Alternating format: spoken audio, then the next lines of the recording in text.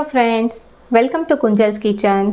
આજે આપણે દિવાળી માટે એકદમ ટેસ્ટી અને ઝડપથી તૈયાર થાય તેવા ખજૂર બિસ્કિટ બનાવીશું। તો આ મીઠાઈ તમે એકદમ ઓછા ખર્ચે તૈયાર કરી શકો છો અને માત્ર 4 સામગ્રીથી જ આ ખજૂર બિસ્કિટ બને છે। તો આ ખજૂર બિસ્કિટ તમે 10 થી 15 દિવસ સ્ટોર પણ કરી શકો છો। તો દિવાળી પર તમારા ઘરે ચોક્કસથી ટ્રાય કરજો।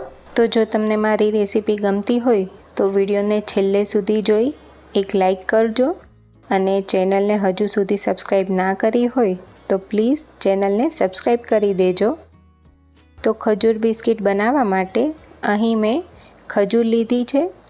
તો આ ખજૂર કાળી ખજૂર મેં લીધી છે અને ખજૂરમાંથી ઠળિયાનો ભાગ કાઢી ઉપરથી ડીટિયા કાઢીને ખજૂરને સાફ કરી લીધી છે। આ ખજૂર સરસ સોફ્ટ છે। જો તમારી પાસે થોડી કડક ખજૂર હોય તો તેને આ રીતે નાના ટુકડામાં સમારીને લેશો તો તમારા ખજૂર બિસ્કિટ એકદમ સરળતાથી બની જશે। તો હવે ખજૂરને સાંતળી લઈશું। તો તેના માટે અહીં મેં 2 મોટી ચમચી ઘી ગરમ કર્યું છે અને હવે તેમાં 400 ગ્રામ ખજૂર એડ કરીશું। તો અત્યારે મારી ખજૂર સોફ્ટ છે એટલે મેં સમારીને નથી લીધી। તમે કોઈ પણ ખજૂરમાંથી ખજૂર બિસ્કિટ બનાવી શકો છો। બસ ખજૂર આ રીતની થોડી જ્યુસી હોવી જોઈએ। જે સાવ ડ્રાય ખજૂર આવે છે તે ઉપયોગમાં નહીં લેતા, તેનાથી રિઝલ્ટ બરાબર નહીં આવે। તો હવે ખજૂરને સાંતળીશું। તો 2 થી 3 મિનિટમાં જ ખજૂર આ રીતે એકદમ સરસ સોફ્ટ થવાનું સ્ટાર્ટ થઈ જશે। એ પછી ખજૂરને આ રીતે મેશરથી મેશ કરી લઈશું જેથી એ એકદમ ઝડપથી એકરસ થઈ જશે અને સરસ સંતળાઈ પણ જશે।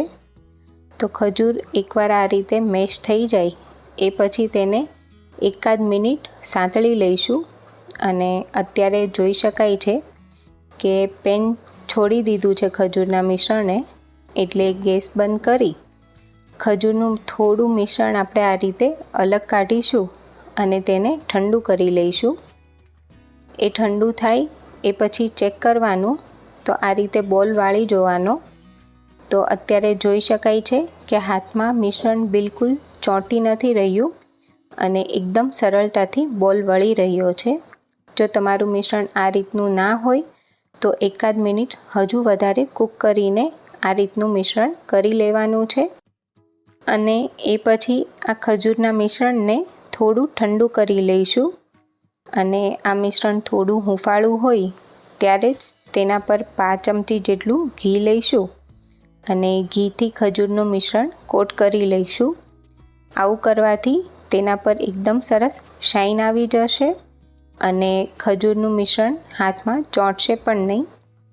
તો આટલું કર્યા પછી હવે તેમાંથી નાના બોલ્સ બનાવીશું। તો અત્યારે મેં એક સોપારી જેટલો નાનો બોલ લીધો છે અને તેમાંથી આ રીતે ફેલાવીને ખજૂરના લેયર તૈયાર કરીશું। તો આંગળીની મદદથી તમે એકદમ સરળતાથી આ ફેલાવી શકો છો અને અત્યારે તમે જોઈ શકો છો કે આપણે મીડિયમ થીક રાખ્યું છે। તો જેટલું બિસ્કિટનું લેયર હોય થીક એટલું જ થીક આપણે ખજૂરનું લેયર રાખવાનું છે અને આવી જ રીતે આપણે બાકીના ખજૂરના લેયર પણ તૈયાર કરીશું। અહીં મેં થોડા મેરીગોલ્ડ બિસ્કિટ લીધા છે। આ બિસ્કિટ લેવાથી ખજૂર બિસ્કિટ એકદમ સરસ બનશે કારણ કે આ બિસ્કિટ થોડા મોળા હોય છે। એ પછી બિસ્કિટને આ રીતે ખજૂરના લેયર પર મૂકી જોવાનું। આપણે બિસ્કિટ કરતાં થોડું મોટું ખજૂરનું લેયર બનાવવાનું છે। તો આવી રીતે બીજા પણ લેયર તૈયાર કરીશું અને હવે ખજૂર બિસ્કિટ તૈયાર કરીશું। તો સૌથી પહેલાં ખજૂરનું લેયર રાખીશું, તેના પર એક બિસ્કિટ મૂકીશું, ફરી પાછું ખજૂરનું લેયર, ફરી પાછું બિસ્કિટ અને ફરી ખજૂરનું લેયર રાખીશું અને ફરી આપણે બિસ્કિટ રાખી તેના પર ખજૂરના લેયરથી કવર કરી દઈશું। તો અત્યારે મેં 3 બિસ્કિટ મૂકીને એક ખજૂર બિસ્કિટ બનાવ્યું છે। તમે આ રીતે 4 બિસ્કિટવાળા પણ ખજૂર બિસ્કિટ બનાવી શકો છો અને 2 બિસ્કિટથી પણ તૈયાર કરી શકો છો। એ પછી જે સાઈડ છે તેને આ રીતે ભેગી કરતી જવાની છે અને બધી જ બાજુથી ખજૂર બિસ્કિટને કવર કરી લઈશું, જેથી બહાર બિસ્કિટ બિલકુલ દેખાય નહીં. અને એ પછી આ રીતે થોડું પ્રેસ કરીને ખજૂર બિસ્કિટ તૈયાર કરીશું. તો આવી રીતે આપણે બાકીના ખજૂર બિસ્કિટ પણ તૈયાર કરી લઈશું. એકવાર બધા જ બિસ્કિટ તૈયાર થઈ જાય એ પછી તેને કોપરાના છીણમાં રગદોળીશું. તો આ રેડીમેડ જે કોપરાનું છીણ આવે એ જ મેં લીધું છે. અને પ્રોપર રગદોળ્યા પછી તેને આ રીતે થોડું પ્રેસ કરી લઈશું.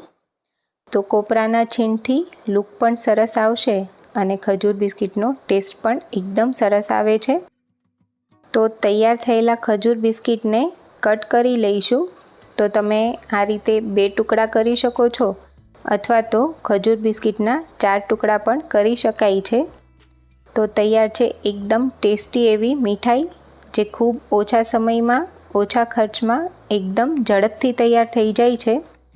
તો તમને જો આ રેસીપી ગમી હોય તો દિવાળીમાં તમારા ઘરે ચોક્કસથી ટ્રાય કરજો અને મને કમેન્ટમાં જણાવજો કે તમને આજની રેસીપી કેવી લાગી. સાથે સાથે આ વિડીયોને ફ્રેન્ડ્સ અને ફેમિલી સાથે શેર કરજો અને ચેનલને સબસ્ક્રાઈબ કરી દેજો. Thank you.